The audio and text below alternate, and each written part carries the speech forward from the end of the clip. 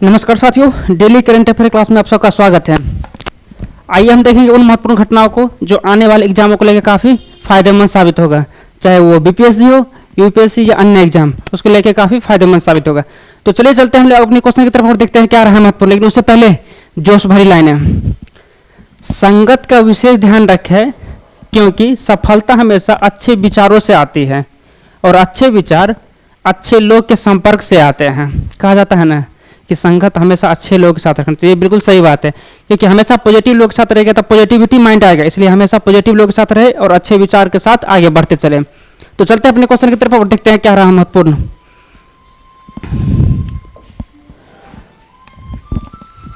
लेकिन आज उससे पहले 1 मार्च है, तो 1 मार्च को मनाया जाता है शून्य भेदभाव दिवस। और शून्य भेदभाव दिवस का थीम रहा है हम एक साथ खड़े हैं। सोच रहे हैं शून्य भेदभाव दिवस क्या है? देखिए, शून्य भेदभाव दिवस जो है ना, हमेशा शून्य भेदभाव दिवस का मतलब है कि सभी लोग एक साथ रहे, सभी किसी एक दूसरे का भेदभाव नहीं करे, इसको लेके बोला जाता है। तो चलिए हम लोग क्वेश्चन पे और देखते हैं क्या रहा महत्वपूर्ण। 2024-25 की तीसरी तिमाही अक्टूबर से दिसंबर में भारत की वास्तविक जीडीपी वृद्धि दर क्या थी? देखते हैं क्या रही। देखिए, बोला जा रहा है 2024-25 की तीसरी तिमाही में, तीसरी तिमाही अर्थात क्वार्टर की बात कर रहा है, यानी 3 महीने की बात कर रहा है। कौन से 3 महीने? अक्टूबर से लेकर दिसंबर की बात कर रहा है। आप सोच रहे होंगे क्या अक्टूबर से दिसंबर का रिपोर्ट अभी है? जी बिल्कुल। ये होता क्या है कि जब भी रिपोर्ट आता है वो 2 महीने के बाद आता है, अर्थात जो अक्टूबर से लेकर दिसंबर की रिपोर्ट 28 फरवरी को शाम में रिपोर्ट जारी किया गया है। तो हम लोग 1 मार्च को लेके आ गए। हमेशा 2 महीने का समय लेके ही जारी किया जाता है। तो देखते हैं और क्या है में भारत की वास्तविक जीडीपी वृद्धि दर क्या थी, देखते हैं। लेकिन जीडीपी क्या होता है थोड़ा सा देख लीजिए। जीडीपी होता है क्या? सकल घरेलू उत्पाद अर्थात ग्रॉस डोमेस्टिक प्रोडक्ट की बात कर रहा है। यह किसी देश में निश्चित अवधि में उत्पादित वस्तु और सेवाओं के मूल्य को निर्धारित करता है। और ये जीडीपी 2 तरीके से निकल आता है कि नॉमिनल जीडीपी और एक रियल जीडीपी होता है। तो हम लोग रियल जीडीपी बात करेंगे क्योंकि ये जो, खैर पहले देख लेते हैं क्या है जीडीपी वृद्धि दर क्या थी। तो इस बार रहा 6.2 जो है इस बार रहा, तो इस बार जो है सो 6.2 रहा। किस बेसिस पे? तो रियल जीडीपी के बेसिस पे रहा है। और नॉमिनल जीडीपी की बात किया जाए तो नॉमिनल पे रहा है, नॉमिनल पे आपको 9.9 रहा है। आप सोच रहे हो कि नॉमिनल और रियल में क्या अंतर है? हाँ देखिए, नॉमिनल जो होता है सो इसमें इन्फ्लेशन को नहीं हटाया जाता है, लेकिन रियल में इन्फ्लेशन को हटाया जाता है, इसलिए दोनों में यही अंतर है। लेकिन हमेशा जो है सो सरकार नॉर्मली जो है सो क्वेश्चन में पूछा जाता है रियल बेसिस पे है, तो रियल वाला ध्यान में रखिएगा और नॉमिनल वाला ध्यान में रहे तो अच्छी बात है, नहीं तो कोई बात नहीं है। तो इसका सही आंसर हो जाएगा ऑप्शन बी 6.2%। नेक्स्ट, 2024-25 की तीसरी तिमाही में भारत की जीडीपी वृद्धि में सबसे बड़ा योगदान किसका था?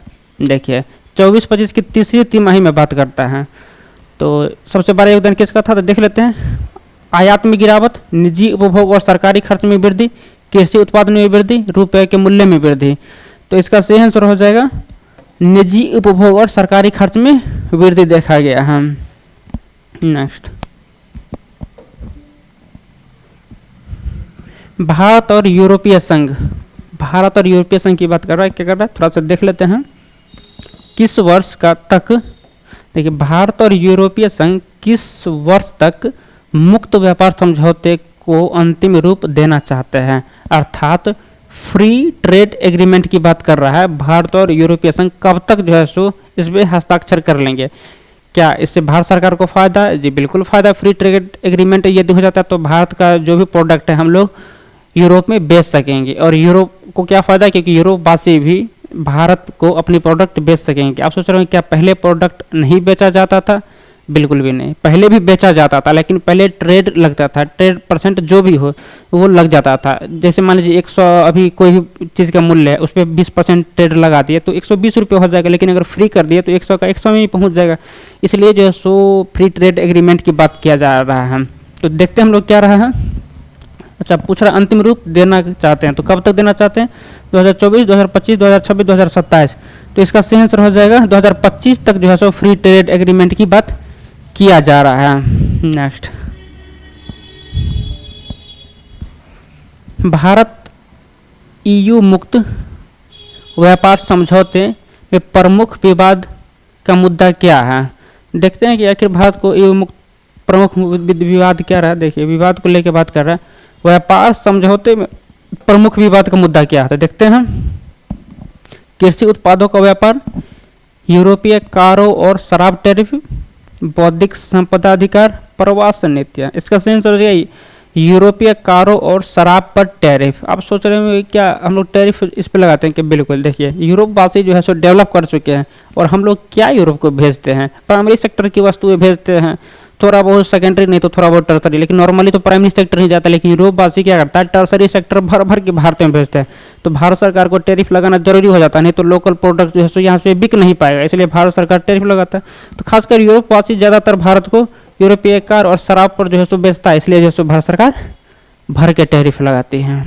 इसका सही आंसर जगह सभी यूरोपीय कार और शराब पर टैरिफ। नेक्स्ट, भारत के पहले समर्पित सौर अंतरिक्ष मिशन आदित्य L1, ध्यान दीजिएगा ये बहुत इंपॉर्टेंट हो जाता है कि भारत का पहला जो है सो सौर अंतरिक्ष मिशन रहा कौन सा, तो आदित्य L1। हमने आपको कल के क्लास में अच्छे तरीके से आदित्य L1 को लेके बताया था कि L1 L2 क्या होता है। L1 को हमने पिक्चर तरीके से बताया था, अगर कल का वीडियो नहीं देखें तो देख लीजिए, ज़्यादा अच्छा रहेगा। तो हाल ही में किस सौर घटना की तस्वीर ली है, तो देखते हैं किस घटना के लिए है, सूर्य ग्रहण। सूर्य ग्रहण का तस्वीर तो हम लोग पहले से ही लेते आ रहे, इसके लिए L1 की जरूरत ही नहीं पड़ेगा, आदित्य L1 की जरूरत पड़ेगा ही नहीं। सन स्पॉट्स क्लस्टर, सौर flare kernel, coronal mass ejection. तो इसका सही आंसर हो जाएगा सौर फ्लेयर कर्नेल की बात कर रहा है। देखिए आप सोच रहे हैं ये सौर फ्लेयर कर्नेल होता क्या है, ये एक्चुअली में सौर यानी सूर्य में जो भी तूफान आते हैं उसको बोल सकते हैं कि ये सौर फ्लेयर कर्नेल इसको बोला जाता है नॉर्मली। नेक्स्ट, इसको कैप्चर करने के लिए भेजा गया था आदित्य L1। आदित्य L1 सिर्फ इसी को कैप्चर करने के लिए नहीं भेजा गया था, बल्कि सूर्य में जो भी हलचल हो रहा है उसको देखने के लिए भेजा गया था। आदित्य L1 के किस पेलोड ने पहली बार सौर फ्लेयर कर्नेल की छवि ली है। देखते हैं जो है सो L1 जो है सो किस पेलोड ने सौर फ्लेयर कर्नेल की पहली छवि ली है, तो देख लेते हैं।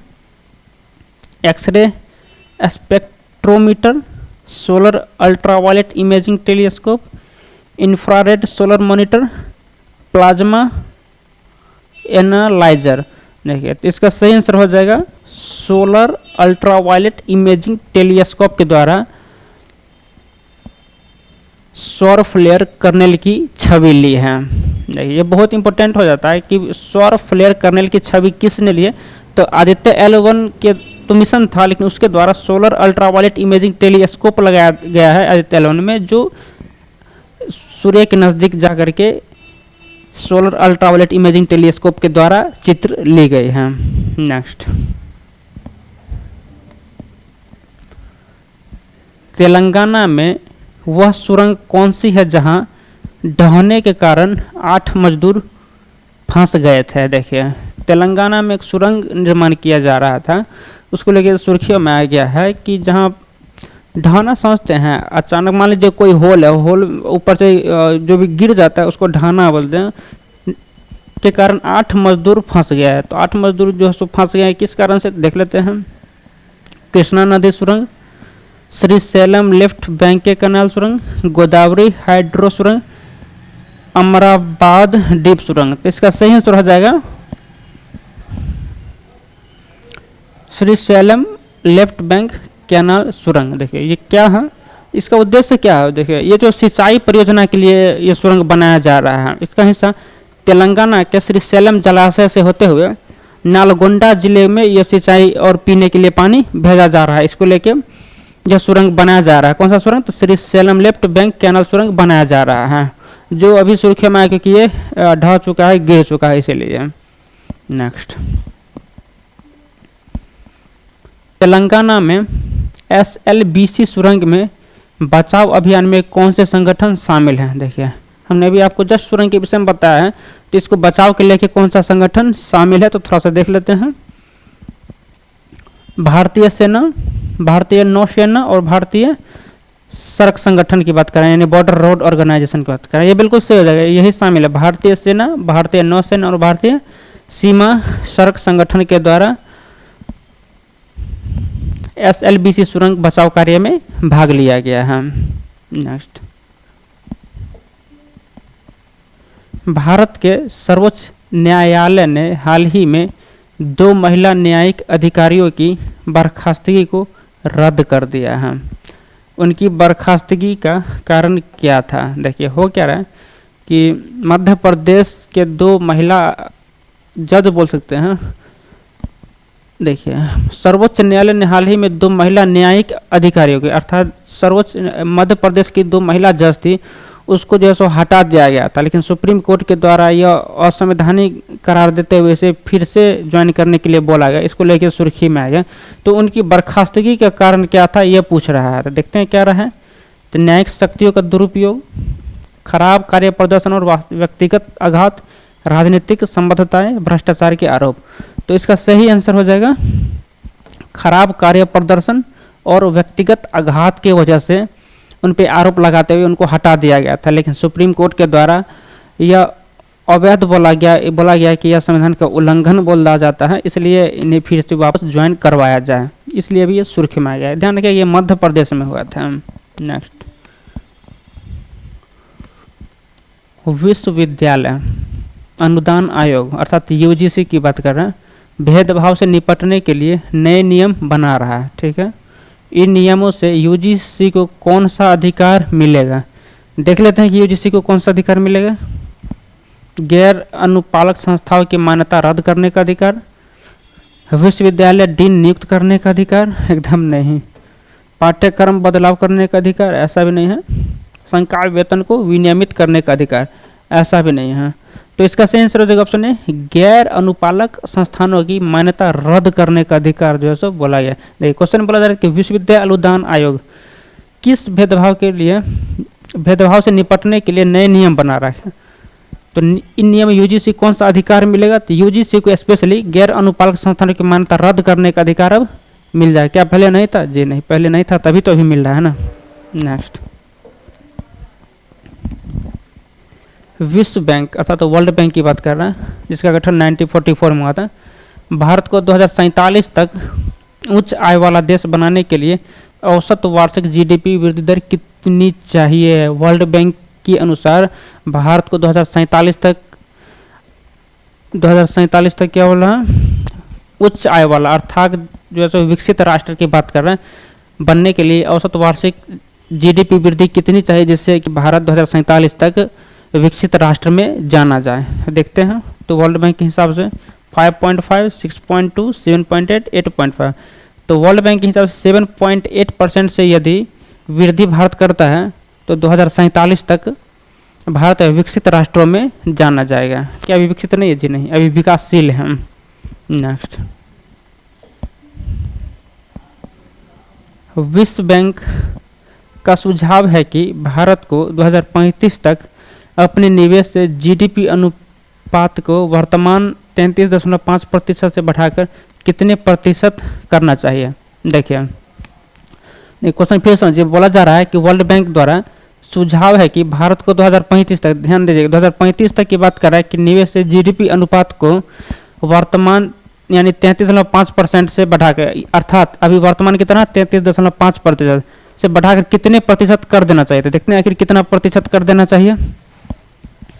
35, 38, 40, 45। तो इसका सही आंसर हो जाएगा ऑप्शन सी, 40% जो है बढ़ाकर कर देना चाहिए, जिससे कि भारत को 2035 तक अपने निवेश के GDP का वर्तमान से बढ़ाकर करना चाहिए। इसका ऑप्शन हो जाएगा ऑप्शन सी। नेक्स्ट,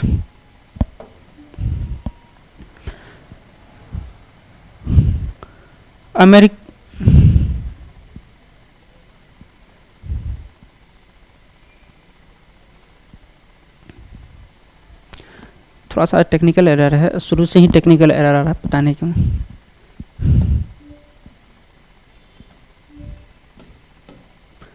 खैर, अमेरिकी राष्ट्रपति डोनाल्ड ट्रंप और यूक्रेनी राष्ट्रपति व्लादिमीर जेलेंस्की की हालिया बैठक में मुख्य विवाद क्या था?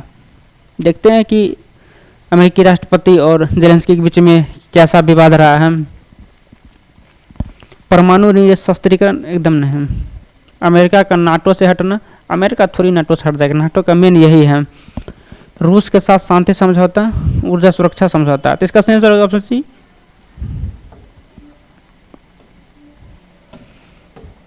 रूस के साथ शांति समझौतों के लेके यह भी विवाद में आया था कि अमेरिका जो है सो रूस के साथ जाके शांति समझौता कर लिया है कि अब यूक्रेन पे वार नहीं करें। खैर इस पे अभी नहीं आएंगे हम लोग, नहीं तो टॉपिक बड़ा खींचा जाएगा। नेक्स्ट, अमेरिका से निरंतर समर्थन के बदले में डोनाल्ड ट्रंप ने यूक्रेन से क्या मांगा है? ध्यान दें, क्वेश्चन पूछा जा रहा है कि अमेरिका से निरंतर समर्थन, अर्थात अमेरिका जो है सो यूक्रेन को हमेशा समर्थन देते रहा है जब से युद्ध चालू हुआ है। या तो बोलिए अमेरिका के कारण ही युद्ध चालू हुआ है, लेकिन ऐसा बोला नहीं जाता है।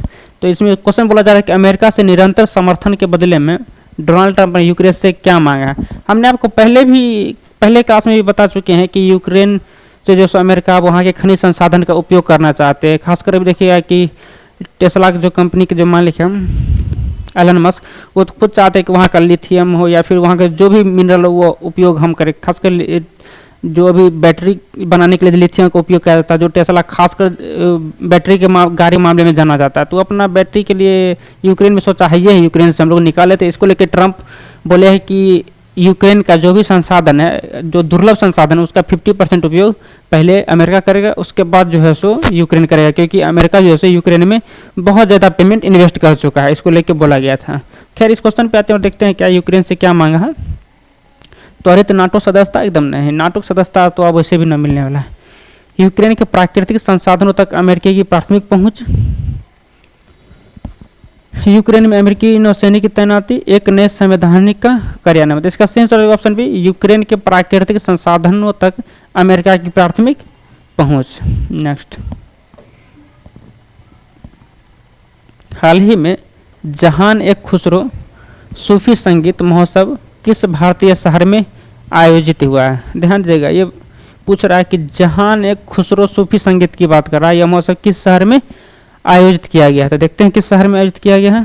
हैदराबाद, दिल्ली, मुंबई, वाराणसी। तो इसका सही आंसर ऑप्शन बी, दिल्ली में जो है सो जहान एक खुसरो सूफी संगीत महोत्सव का आयोजन किया गया है। आशा करते हैं आप लोगों को क्वेश्चन अच्छा लगा हो तो वीडियो को लाइक और शेयर जरूर करें। बहुत बहुत धन्यवाद।